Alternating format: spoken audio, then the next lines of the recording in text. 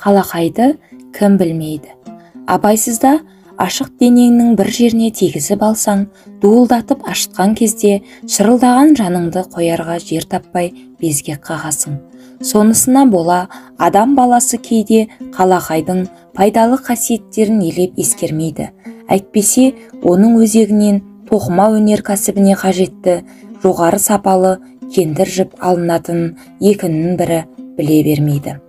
Сондай-ақ бұл өсімдіктен 20-дан астам тағам түрлерін үй құстары үшін таптырмас азық дайындауға да болады.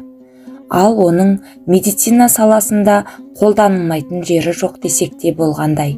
Дәрілік мақсатқа оның жапырақтарын, ұрығы мен тамырын қолданады. Ұрығынан қайнатынды жасап, өкпе плевриті мен қабынуына қарсы ішеді. Қан азайғанда жаңа шыққан қалақайдың жас немесе кептірілген шөбінен сорпа жасап ішу ұсынылады.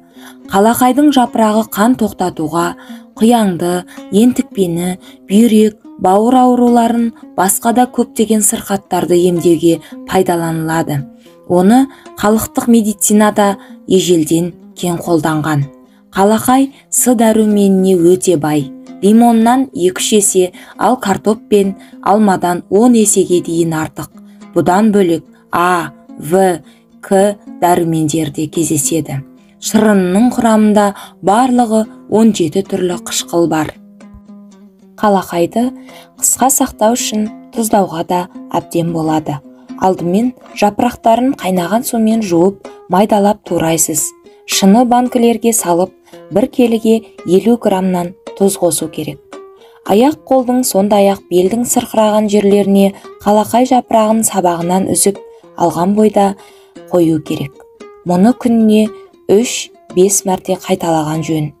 Қан тоқтататын тұнбаны жасау үшін қалақайдың 10 грамм кепкен жапырағын 1 кесе қайнаған суға салып, тамақтың алдында 4 бөліп ішкен жөн. Бұл тұнбаны тері ауруларына да пайдалануға болады. Қалақайдың тамыры мен дәнінен қайнатпа жасау үшін 15 грамм шикізат жеткілікті. Оны 1 кесе қайнаған суға араластырып, асхана қасығымен тамаққа дейін күніне 2-3 қасықтан 3 мәрте ішесіз. Қалақайдың кептірілген жапырақтарынан жасалған қайнатынды қақырық түсіретін ең жақсы дәрі болып есептеледі. Сондай-ақ ол асқазанды тазартады.